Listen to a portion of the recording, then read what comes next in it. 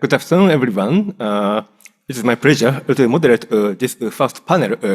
My name is Hideki Takada, as introduced, and I'm the Director for Strategy Development in the Japan FSA. My responsibility includes overseeing sustainable finance policies of the JFSA. Today, we are very lucky to have such an impressive lineup of speakers from the government and from the financial sectors and also from academia, a very good mix of people. And sorry, we have just heard a keynote speech by Dr. McBain, and she stressed the necessity of the fundamental transition of energy and economy. But also she emphasized the challenges the countries, particularly the Asian countries, are facing. As you may know, we cannot decarbonize the economy just from tomorrow. So we must take gradual but credible steps towards a net zero society. So here comes the concept of transition finance. This panel, which is the first of a series of discussions this afternoon, we aim to identify why we need transition finance and what are needed to make it more credible and make it certain to reach the net zero. So let me now ask several questions to my fellow panelists. And just first, let me clarify this. If at the end of this discussion, we have some time left, then I will take the questions from the audience, and priority will be given to the online audience. And sorry for people coming to this venue, but you have a chance to talk to panelists in the coffee breaks. Thank you for your understanding. And so now let me ask several questions to panelists, and let me ask my fellow panelists to keep your interventions brief and short in order for us to cover all the necessary topics. So please keep your intervention preferably in just 2 to 3 minutes at one time. So first, Kajikawa-san from the METI. So first of all, please present Japan's initiatives to promote transition finance. And why do you take this approach? And what are challenges? And people are worried about whether it is credible enough to reach the net zero or the 1.5 degree pathway. So how to secure that? So the floor is yours, Kajikawa-san. Thank you very much for Takada-san. I will speak in Japanese, sorry. So please put your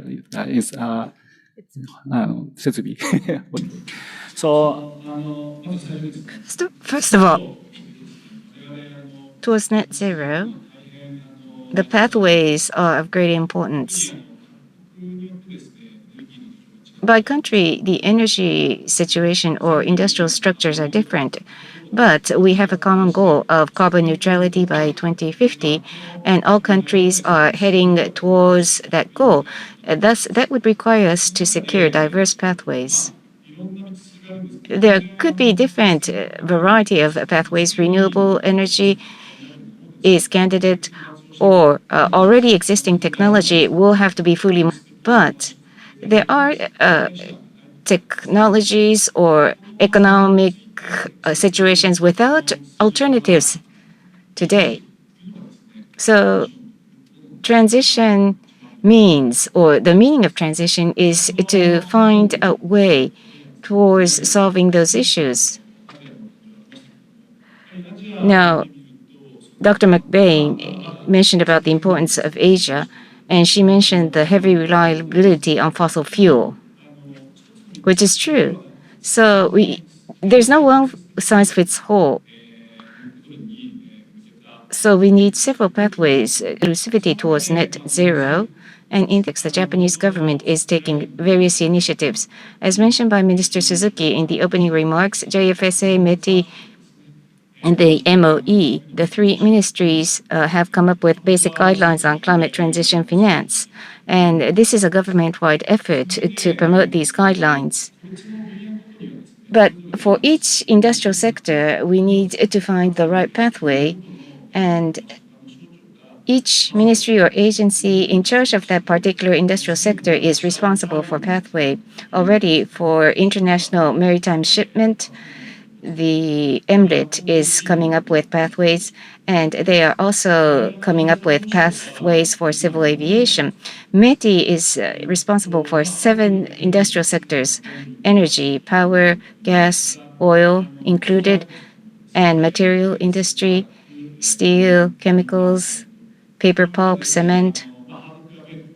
Hard to abate sectors are the keys. How can we promote transition in hard-to-abate sectors? The readily available technology versus innovation. Mark Carney and Mizuno-san talked about innovation, and that has to be taken into consideration for us to come up with a list of technology and make a plot of how those technologies will be mobilized up to 2050 as we make the roadmap. What's important is, of course, we want to reach net zero in 2050. That's the ultimate goal. And there has to be the international scenario and alignment with the international scenario for Japan to come up with its own energy policy. And with experts engaged, we are coming up with the roadmaps.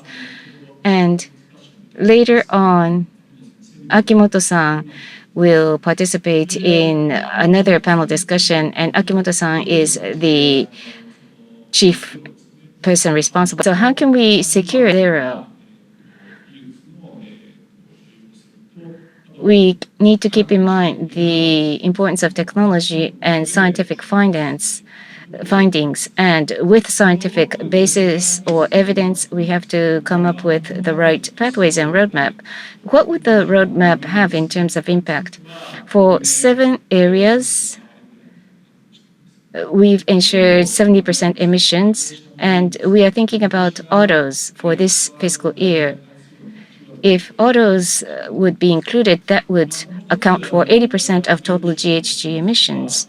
And another area we are planning to update. We're coming up with the technological roadmap, but we only have an image of the trajectory. But with research institutions, we are collaborating in order to draw the trajectory.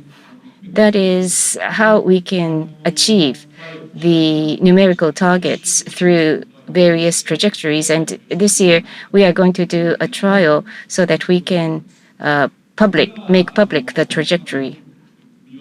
So we are also working closely with financial institutions. And in the GFANs, there are several work streams, and we are asking these financial institutions to make proposals in the context of GFANs, and they can be intermediary to spread our technology to the world. And as Darian mentioned, we are participating in the Asian transition finance, and the central role is being played by private sector financial institutions, but METI is also providing support. Taxonomy is one way to go about, which is of great importance. A threshold could be taken as either or, but on the other hand, a pathway for progressive transition. So both are necessary. So we need to stocktake all of the methodologies that are applied in countries around the world to come up with the best scenario. Thank you. Okay, thank you, Kajikawa-san. Now, let me turn to Adam from Transition Pathway Initiative. Adam, can you hear me? Yes, I can hear you very well. Very good to be with you. Okay, thank you. Please explain what your organization is doing and what are the objectives behind it. And also, please provide your explanation with us about how the investors and the companies can utilize the pathways you are providing. The floor is yours. Brilliant. Well, thank you very much. And thank you ever so much for inviting me. And I'm sorry not to be there in person. Probably the easiest thing is if I just show you rather than talk to it. So I'm just going to very briefly share my screen and demonstrate the tool that investors are actively using in a number of ways to understand the transition.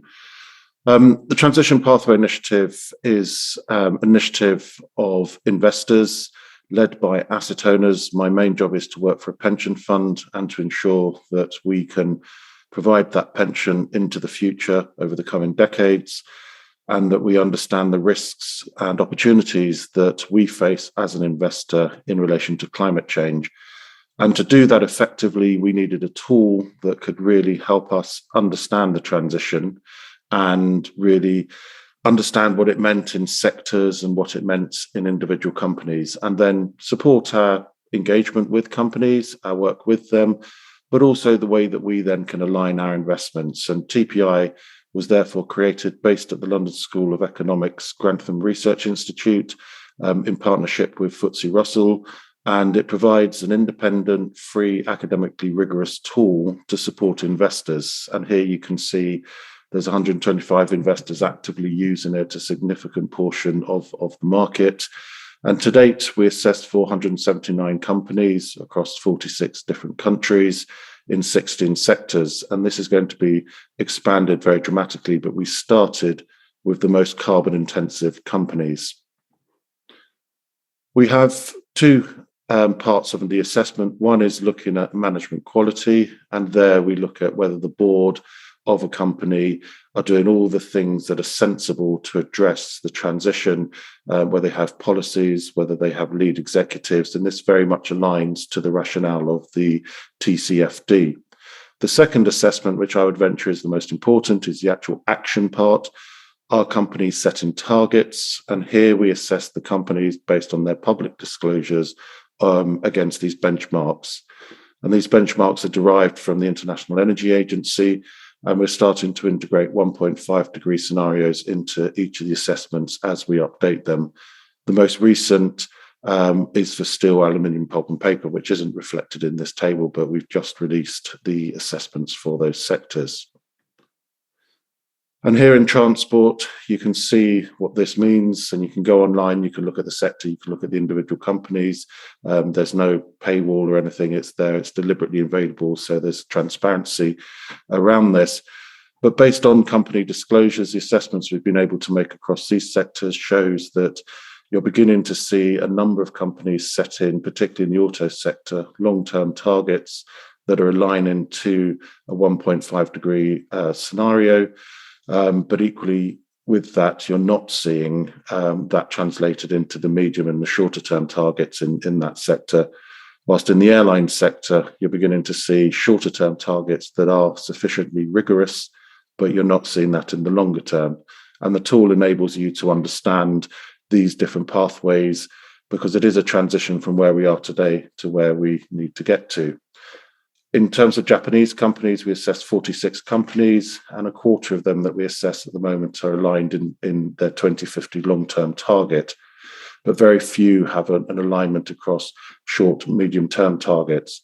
But in the auto sector, you have Nissan, Mazda, and Honda who are setting a sufficiently rigorous long-term target. In the most recent assessment of the steel, cement, pulp, paper, and aluminium sectors, again, you're seeing companies that are beginning to set credible targets represented by the green bars. But I would underline that in sectors like cement and aluminium, you still have a significant number of companies that are not disclosing information. And considering that climate change is a material risk to those businesses, as an investor, not being able to actually even measure them on tools such as this is deeply concerning. And as a fund, for example, we align our investments to the companies that are in the green, the yellow, the orange bars. And so we actively double our investments through the indexes we're invested in into those companies. And companies that don't disclose don't make that index. And that's just one way that investors are using this kind of information. One thing I would underline, and a message that the Transition Pathway is very keen to relay, is it's not just about the long-term goal. You are seeing companies setting that long-term target in 2050, But as the previous speaker says, this is about transition. This is about the journey to that goal. And so TPI does measure the short and medium term targets of companies. And it's very important that we as investors understand that journey to there. You are seeing these 2050 targets with a number of companies backdating the kind of interventions and expecting that will impact their ability to achieve that target. And therefore, we have a very strong focus on whether the short and medium term target are also credible in achieving that long term goal. And there's a lot more assessment of that within TPI. So I think really just to conclude, to say that TPI is a tool that enables investors to understand the transition. At the moment, it's addressing listed equities, but we are moving into other asset classes, including sovereign bonds and corporate bonds, and at some point into private markets. And we will also be covering a much broader universe of companies than we do today. At the moment, it's just under 500, but we will be moving to 10,000. So that you will see coming available over the next year to 2 years. So thank you very much. And I hope that gives you a sense of the kind of tools that investors have created, but are also using, and the transparency and the importance of disclosure. Well, thank you very much, Adam, for giving us very interesting tools about providing transparency about the transition pathways, which I think can be utilized by many Japanese institutions as well. So now let me turn to Sonia. So you are dealing with many financial market participants. And so how do you evaluate the financial sector's readiness and about the development of the transition pathways? And what can you do to further promote it? Well, I'm glad you asked me the really easy question. Thank you very much. And thanks to the JFSA for inviting the IIF to this very timely event.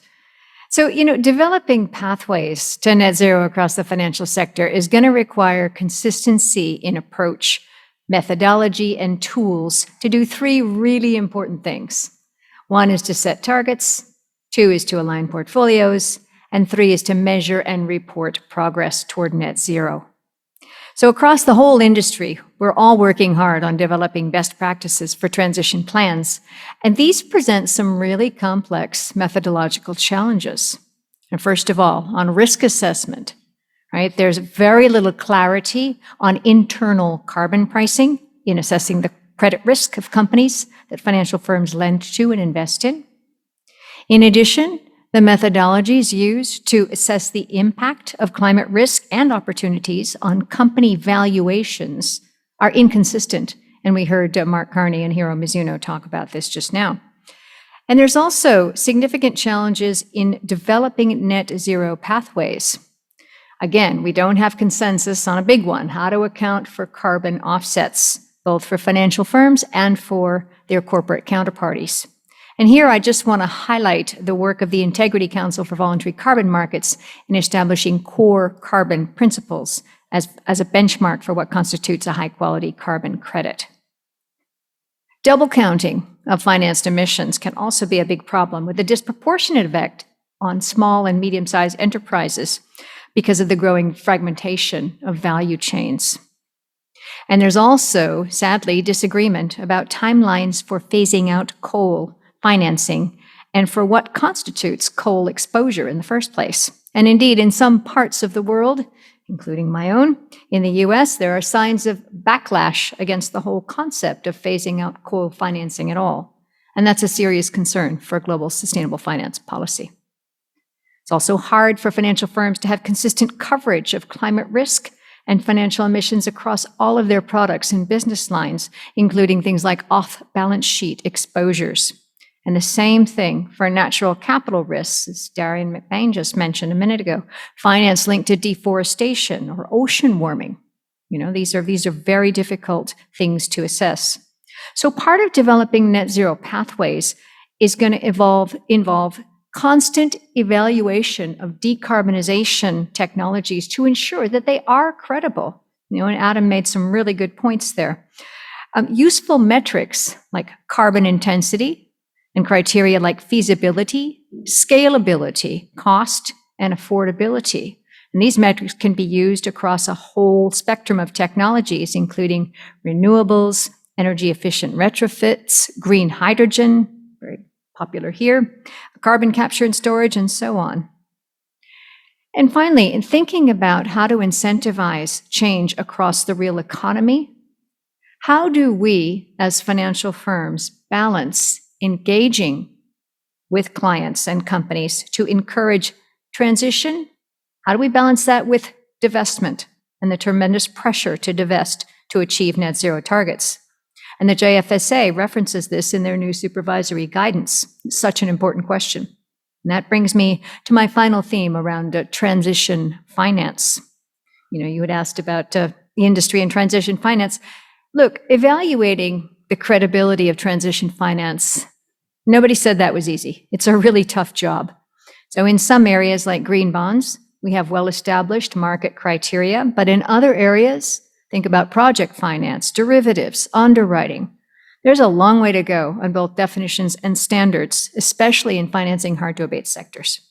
And there's therefore growing interest from our supervisors and regulators in understanding transition plans, in oversight of transition planning across the full time horizon of transition, but with a focus on near-term targets. So in sum, we're going to continue to work with our members around the world, engaging with policymakers, regulators, groups like GFANZ, Mr. Kajiwara mentioned, to help build credible transition planning frameworks that support transition finance, including to support climate finance in emerging and developing economies where progress is so urgently needed. Thank you. I'll stop there. Well, thank you, Sonia, for highlighting the progress and also the challenges faced by the financial industry. And let me now turn to Yamashita-san.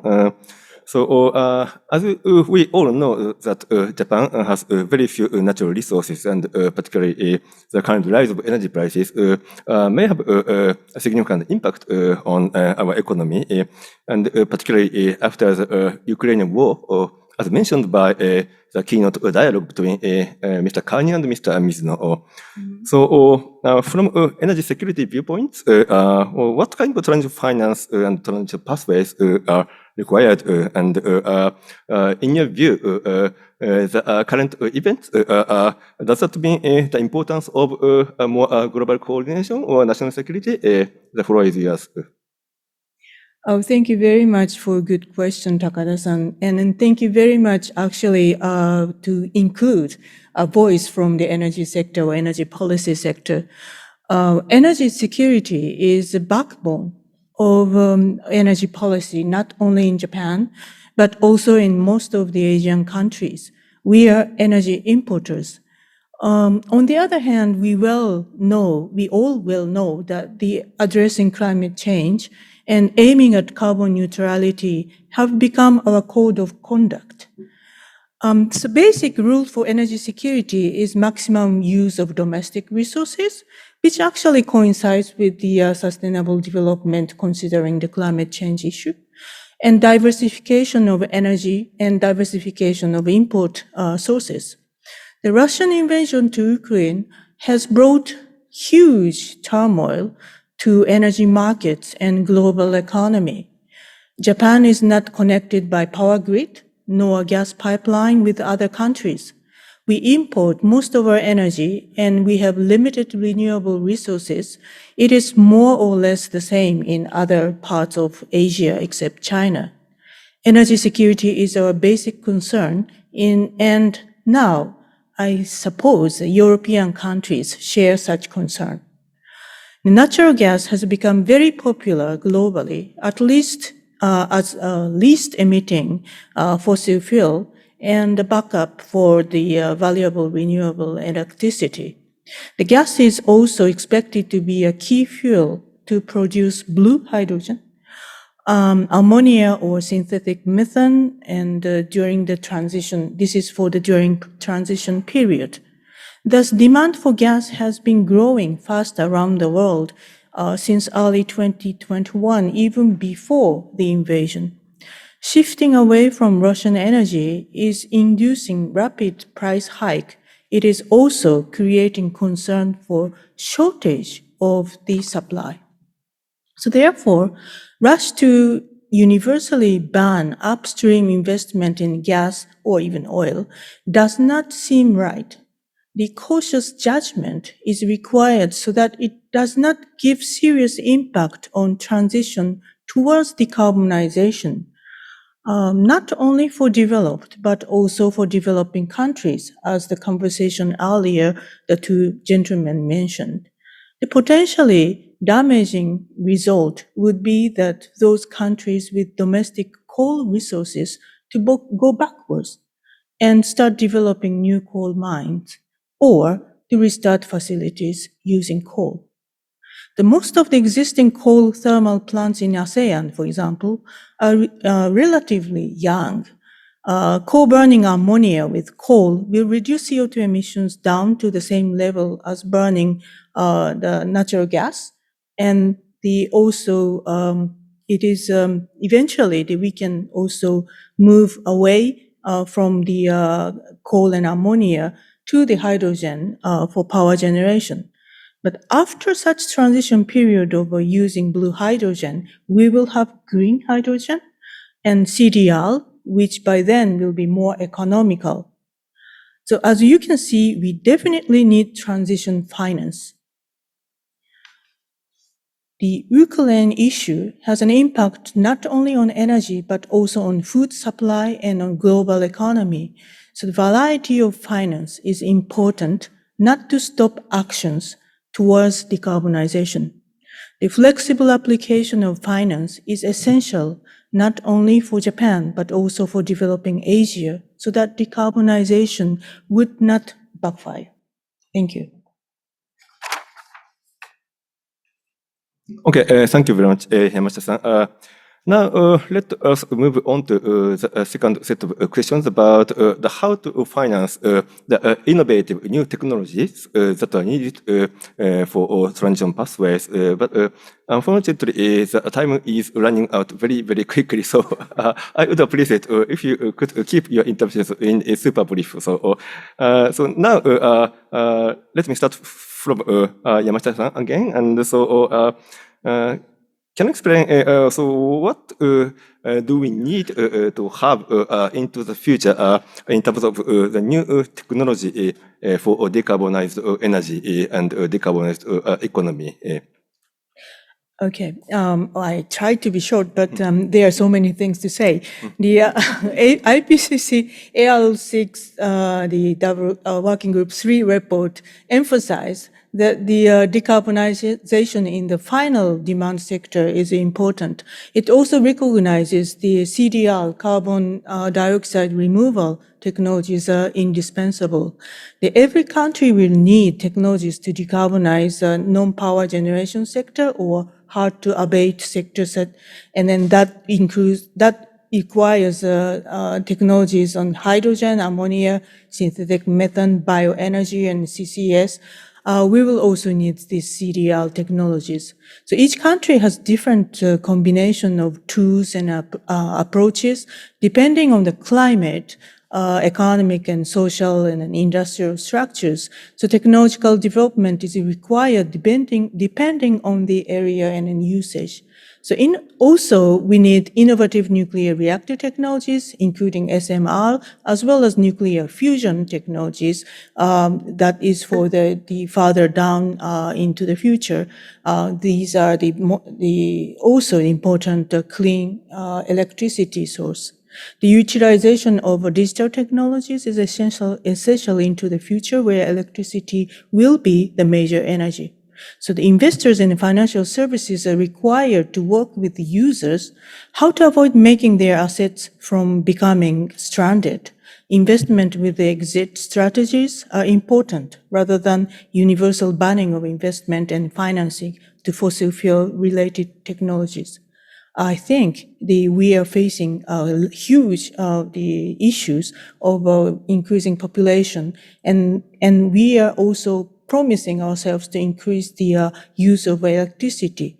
So we have to have the system which will secure the supply, which is actually involving many other issues of the land use, the water issues or food issues, or even the forestry for things. we need to have the measures to integrate all these related areas to be solved or addressed. Therefore, we should not have a kind of a one-sided decision. We need to talk to each other and then have the kind of the integrated, synthesized approach towards the better system in the world. Thank you. Okay, thank you.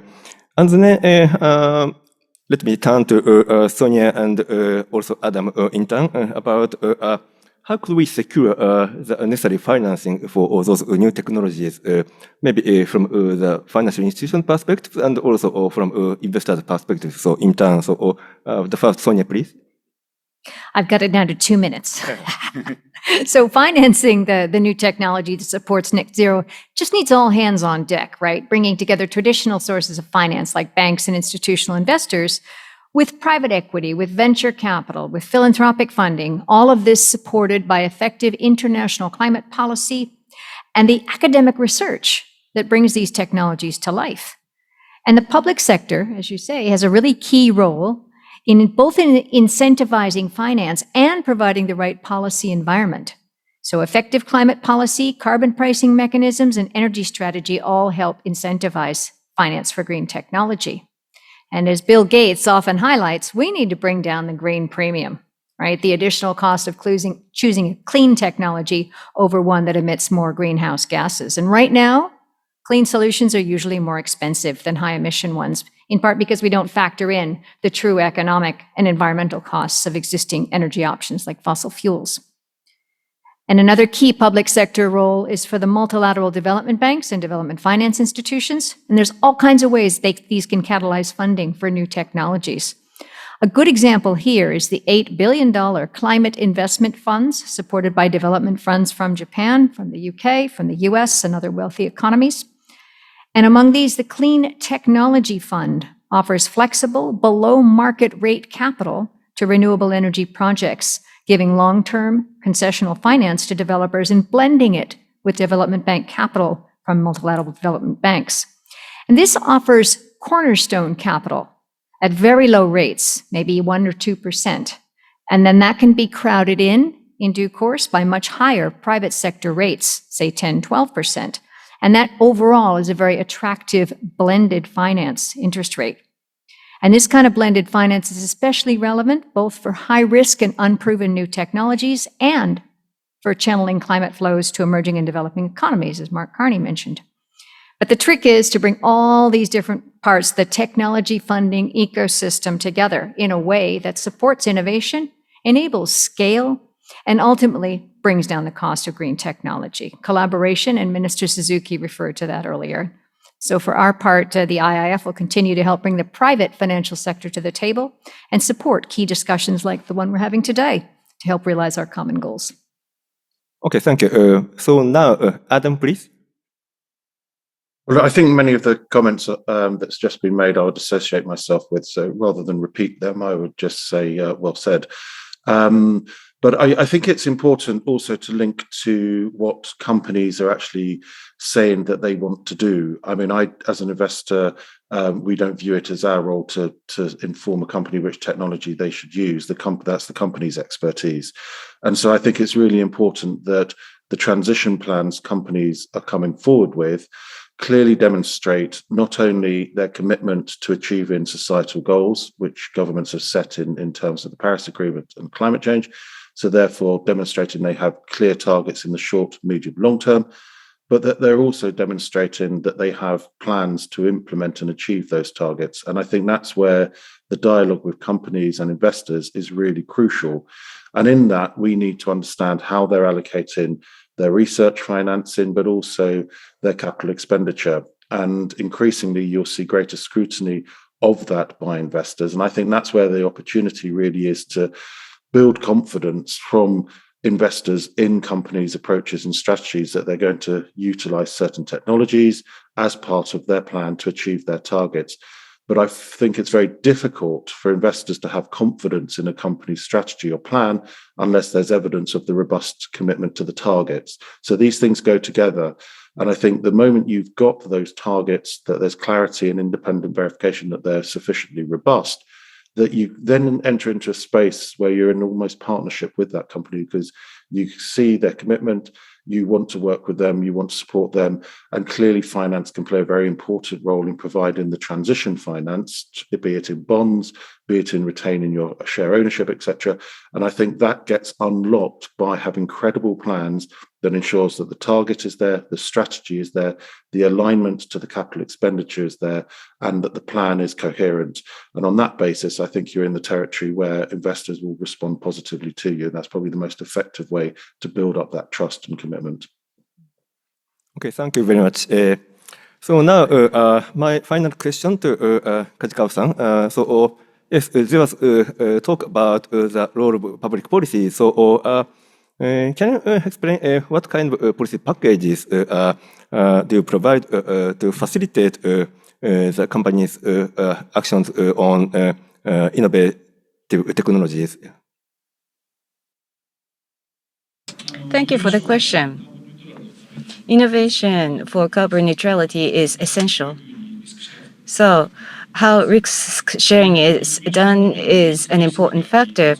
Innovation is accompanied by risk, and once risk is overcome, you have to demonstrate. And also towards large investment, there's the risk for large investment. And also there's the risk of whether a market really exists for that technology. Public sector and private sector must discuss those matters and share such expertise. And I think that's the basic position. Of course, in that instance, finance is important, but finance alone may not be enough. Because how do you create demand? How do you create the initial demand in the market? I think that's a key. And in terms of a provision of finance, public finance and private finance must be put together and augmented. 2020 October, we declared carbon neutrality, and in that fiscal year, Green Innovation Fund was launched. That's a specialized funds of 2 trillion yen to only spend in R&D for decarbonization, and it's going to last for 10 years. Hydrogen is part of it, and also floating offshore wind or hydrogen reduction. These are some of the technologies, and unproven risk for the public sector to support such technological innovation is the objective. So with that, we are also going to the next stage of how then after that, the private sector companies can then participate. And next on initial demand creation, there are many ways to do both public and private sector. On 23rd of May, President Biden visited Japan, and U.S.-Japan climate partnership was signed. And one of the factors is COP26. First Movers Coalition was launched. Proposal was made by the United States in Glasgow, and in the First Movers Coalition, the Japanese government is planning to join. This is about standardization of green products, setting the standard and purchasing. People have to pay premium for innovation products, but the private sector coalition can get together and do collective purchasing for such products. And we want to think about participation. Of course, the discussion will be unfolding in the months ahead, but 440 companies have joined the league, and they account for more than 40% of total GHG emissions in Japan. And of those companies, First Movers Coalition, what kind of demand source could be created by working together? That's another point we would like to discuss. And policy-wise, hydrogen and ammonia, the Agency for Natural Resources and Energy has begun a council. So policy predictability and the private sector to take another step to purchase innovation products.